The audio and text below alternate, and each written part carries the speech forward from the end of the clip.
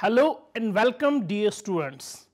Today we are going to discuss about the topic haplotypes and haplogroups. The main objectives of today's lecture are to know about haplotypes and haplogroups, to study single nucleotide polymorphisms and its types, to learn about variable number of tandem repeats and its types, to know about the copy number variation, that is CNVs, to study the significance of SNPs, VNTRs and CNVs. Dear students, let us first begin with the introduction. Haplotype refers to the set of genes inherited from a single parent, that is the haploid. As we are diploids, one single parent has a single set of chromosomes, which means haploid content. A haplotype is a group of alleles in an organism that are inherited together from a single parent, and a haplogroup is a group of similar haplotypes that share a common ancestor with a single nucleotide polymorphism mutation. In other words, we can say a haplotype is a physical grouping of genomic variants or polymorphisms that tend to be inherited together, and haplogroup is a combination of alleles present in different chromosomes that are inherited together. By examining haplotypes, patterns of genetic variation and inheritance of more than one copy of the same chromosome due to the genetic linkage can be identified. The study of the haplotype thereby gives the advantage of tracing any particular disease or disorder that have been inherited from a particular parent. When a haplotype is found to be associated with a certain disease, by examining the stretches of DNA near the single nucleotide polymorphism cluster or SNP cluster could also be helpful in identifying the gene or genes responsible for causing that particular disease. Dear students, let us now talk about the types of genetic polymorphism. Just as we all look different, our genomic sequences vary significantly. These differences in our genome are known as genetic variations and are caused by various types of mechanisms such as nucleotide substitutions, insertions or deletions of nucleotides. Differences in the number of tandem repeat sequences, differences in the copy number of genomic segments, and the combination of these chains. A subset of these genetic variations is defined as genetic polymorphism when they are observed at a frequency of 1% or higher in a certain population. A genetic polymorphism is defined as a heterozygous DNA variation present in greater than 1% of the population. DNA polymorphisms comprise three types: tandem repeat polymorphism, that is TRP, copy number variation, that is CNVs, and single nucleotide polymorphism, that is SNPs. Detection of these polymorphisms can be carried out by different methods, including allele specific PCR, restriction fragment length polymorphism, that is RFLP, the microarray technique, and whole genome sequencing, that's WGS. Tandem repeats or repetitive genetic elements include microsatellites or STRs, that is short tandem repeats, and the mini satellites or VNTRs, that's variable number of tandem repeats, which are distinguished primarily on the basis of size and repeat pattern.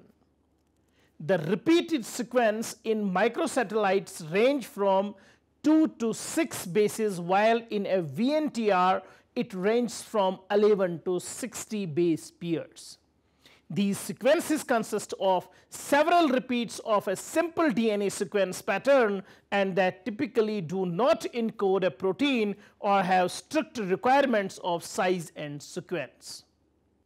Dear students, let's now discuss about the DNA polymorphisms. 6 types of DNA polymorphisms. First generation RFLP or restriction fragment length polymorphism. Second generation VNTRs, that's variable number of tandem repeats or mini satellite. Third generation microsatellite or STRs, that is short tandem repeat polymorphism. Fourth generation SNP, that is single nucleotide polymorphism. Fifth generation CNV, that is copy number variation, and the final and sixth generation is the whole genome sequencing. Dear students, let's discuss them in detail. First, the restriction fragment length polymorphism or RFLP. The importance of restriction fragment length polymorphism, RFLP, in medical research was first suggested by Botstein et al. In molecular biology, restriction fragment length polymorphism is a technique that exploits variations in homologous DNA sequences known as polymorphisms in order to distinguish individuals, populations, or species, or to pinpoint the location of genes within a sequence. RFLP is generated by differences in the size of the DNA fragment digested by certain restriction endonucleases, also called as molecular scissors, due to the base substitution at the site recognized by the endonuclease.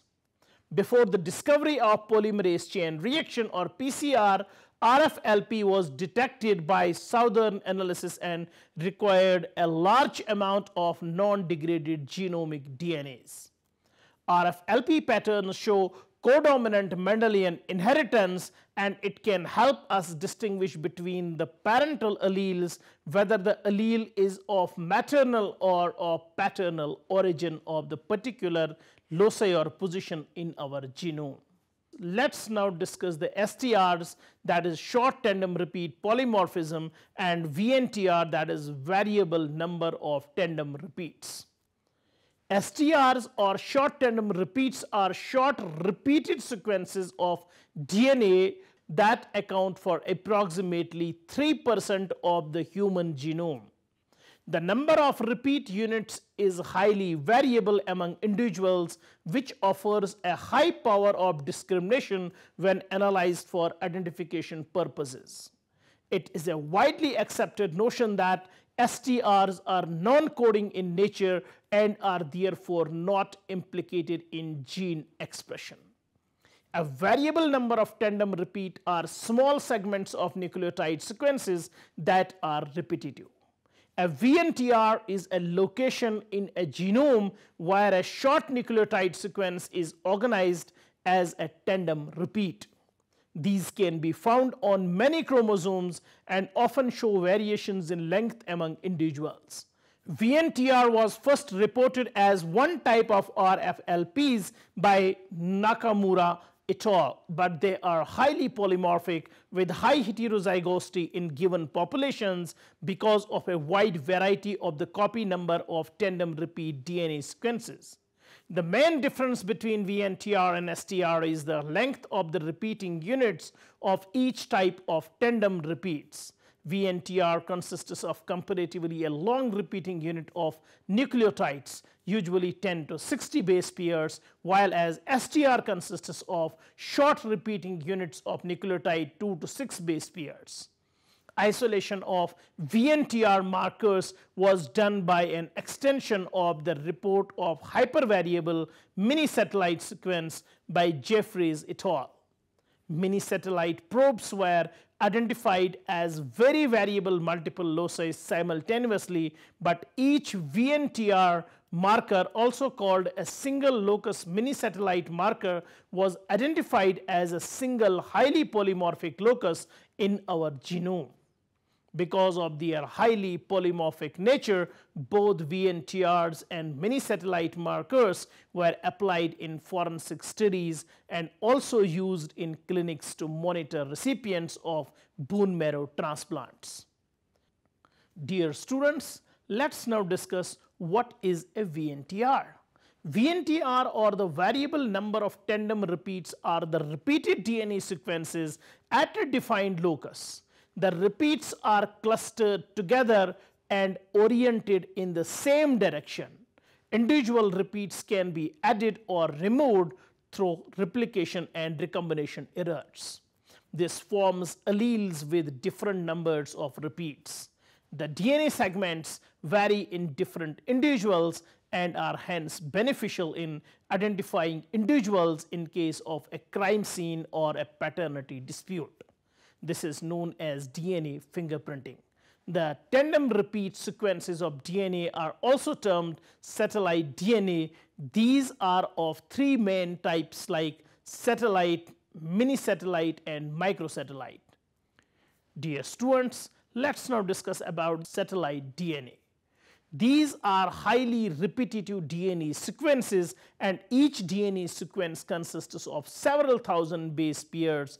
A satellite can measure up to 100 million base pairs. These are found occurring in the regions of heterochromatin.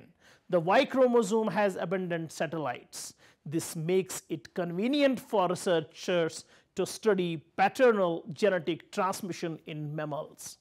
The density of the DNA is the function of its base and sequence. The satellite DNA with its high repetitive DNA has a reduced density compared to the rest of the genome. Therefore, the name satellite DNA is coined. The satellite DNA has several biological functions. Like satellite DNA is present in the centromeric and pericentromeric regions.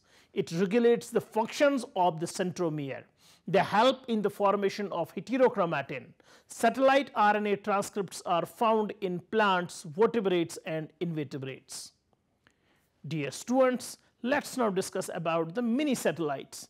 In a mini satellite, each repeat ranges from 9 to 100 base pairs. It is an array of tandem repeats 500 to 300,000 base pairs long. Mini satellites have been found in association with important features of the human genome such as gene regulation, imprinting, and chromosomal fragile sites. They have provided the first highly polymorphic multi-allelic markers for linkage studies. Most of the mini satellites are GC rich, that is guanine cytosine rich. They possess a strong strand symmetry. Let's now discuss the microsatellites. The repeats are very short with 2 to 6 base pairs each. The whole array ranges from 10,000 to 100,000 base pairs long. They are therefore called short tandem repeats or simple sequence repeats. They are usually found in insect and plant chromosomes and euchromatin regions of vertebrates. Microsatellites are important to population genetics because of the variable number of repeats among the individuals of a population. Microsatellite markers are inherited from both parents, therefore they are useful for paternity tests. Highly polymorphic loci increase our ability for parental analysis. Microsatellites are not affected by natural selection, but they are influenced by gene flow, genetic drift, and mutation. Dear students, let's now discuss the importance of VNTRs.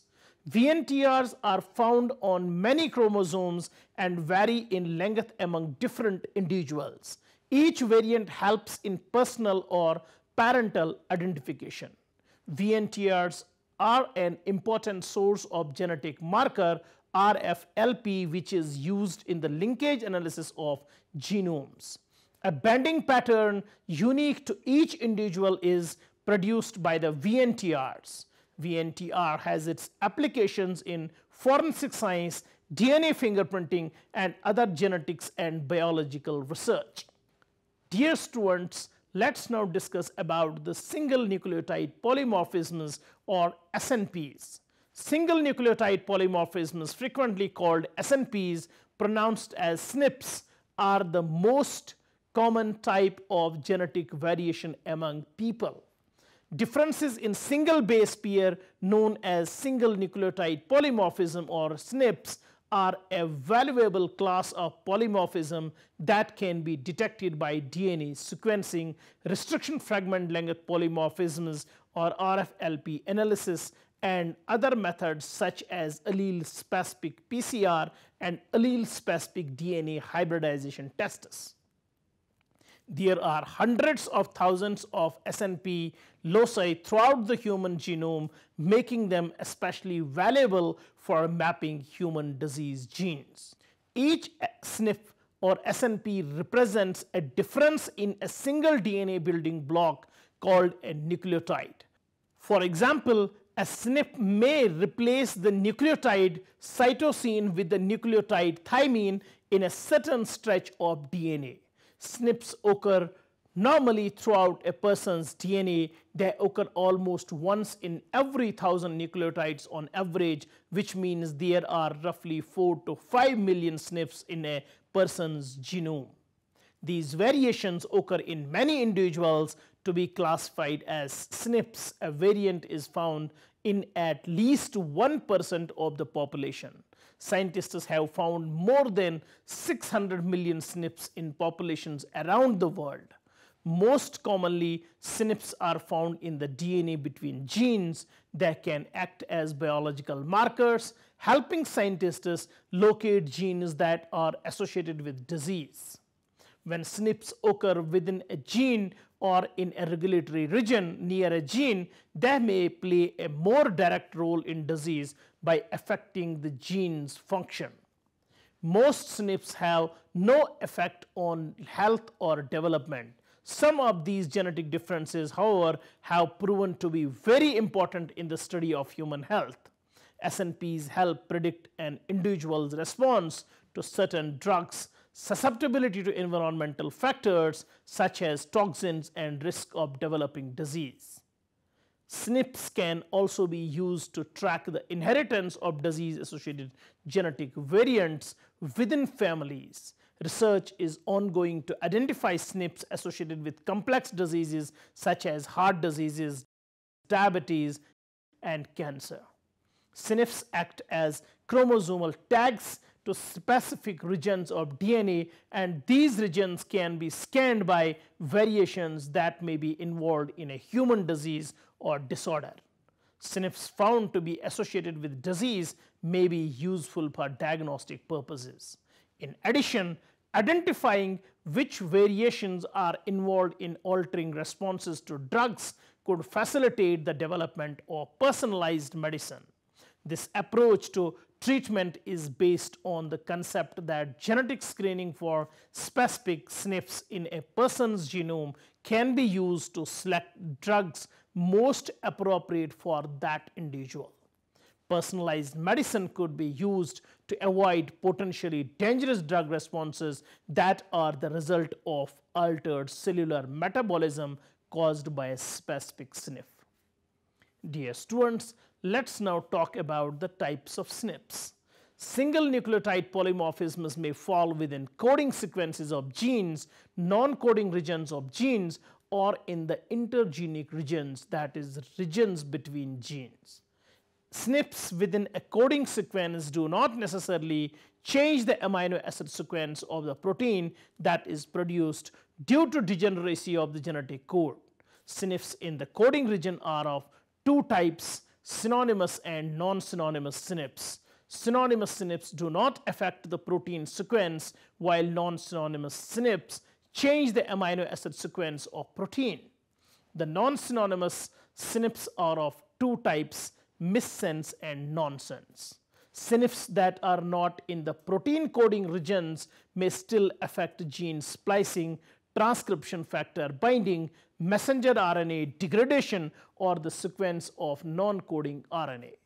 Gene expression affected by this type of SNP is referred to as eSNP or expression SNP, and may be upstream or downstream from the gene. Dear students, Let's now discuss about the copy number variation or CNV. CNV refers to circumstances in which the number of copies of a specific segment of DNA varies among different individual genomes. The individual variants may be short or include thousands of bases. These structural differences may have come about through duplications, deletions, or other changes and can affect long stretches of DNA. Such regions may or may not contain a gene or genes. Changes in the number of copies of small sections of our genomes can have big consequences. One interesting example is a gene called amylase.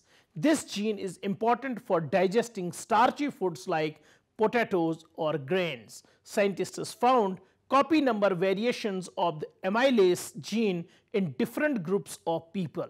People from places where starchy foods were historically very important usually have more copies of the amylase gene than people from backgrounds where starchy foods were less common. Places where meat and fish were more important parts of the diet relative to starch. This suggests that ancient people who had more copies of the amylase gene were able to get more energy from starchy foods and so were able to thrive in regions where starchy food sources were important, and perhaps outcompete people in those regions that had fewer copies of the amylase gene. This is one of many ways copy number variation can have important effects. Analysis of individual human genomes has revealed an unexpected amount of variability in human populations. The most common form of genetic variation involves small changes in the genetic code that alter a single base pair. Other types of mutations range from small insertions to large chromosomal rearrangements that can be detected cytogenically using a microscope. The term copy number variation refers to an intermediate scale genetic change operationally defined as segments greater than 1000 base pairs in length but typically less than 5 megabases, which is the cytogenetic level of resolution. CNVs include both additional copies of sequence, that is duplications, and loss of genetic material, that is deletions. Because CNVs change the structure of the genome, such mutations together with inversions and translocations are collectively classified as forms of genome structural variation. Recently, scientists have come to appreciate that CNVs account for much of human variability. Sequencing of the human genome, that's International Human Genome Sequencing Consortium 2001, provided the roadmap that scientists used to systematically discover CNVs. When the initial draft of the human genome sequence was completed in 2001, geneticists were surprised to find that about 5% of our genetic code consisted of redundant segments that were represented multiple times in different locations across the genome.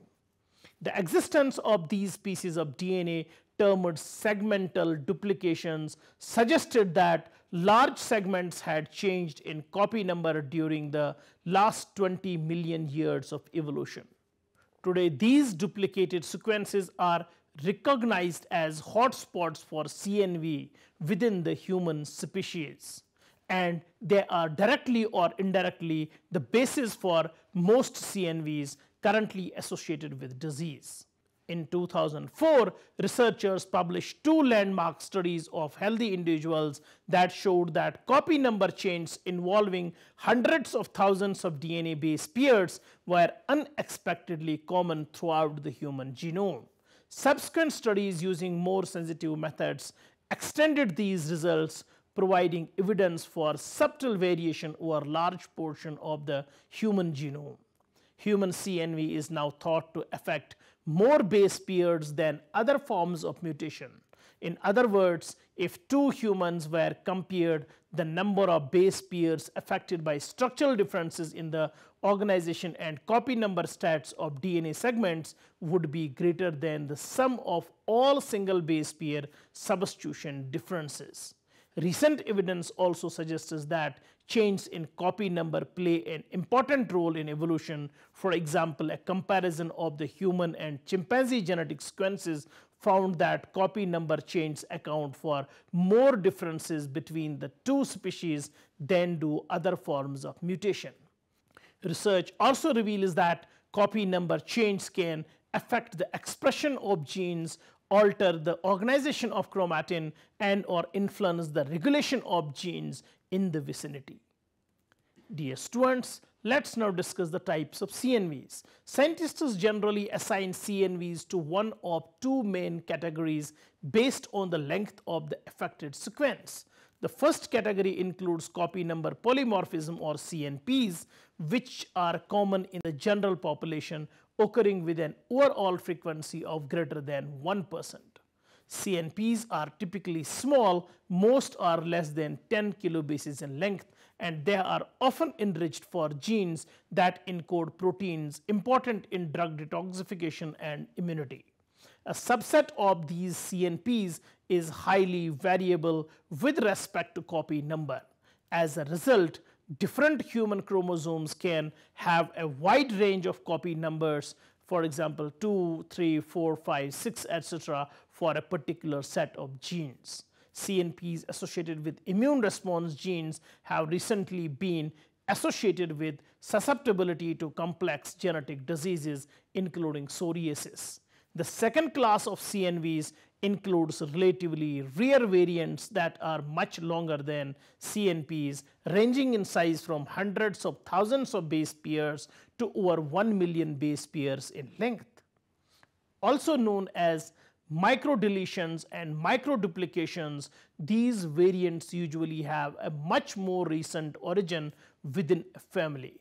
These CNVs may have arisen during production of the sperm or egg that gave rise to a particular individual, or they may have been passed down for only a few generations within a family. These large and rare structural variants have been observed disproportionately in patients with mental retardation, developmental delay, schizophrenia, and autism.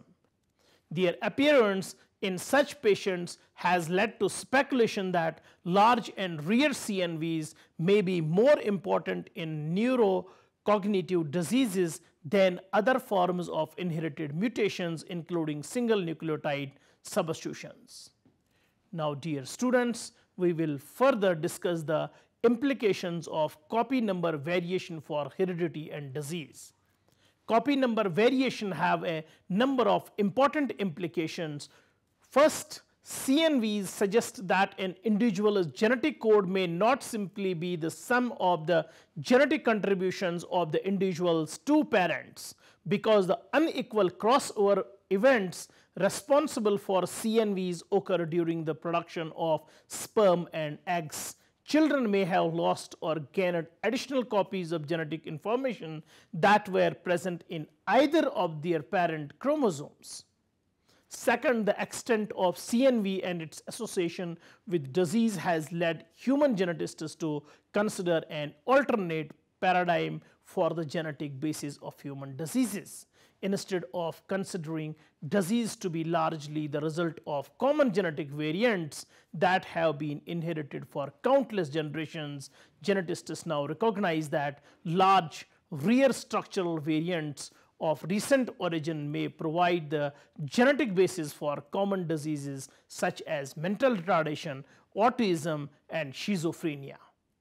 Although these structural variants may be individually rare, collectively they may be quite common, accounting for a greater proportion of the heritable risk of disease than previously assumed. In total, these data imply that the structure of the human genome is much more dynamic and malleable than previously anticipated. Dear students, it was all about today's lecture. Hope you have understood it well. Take care. Goodbye.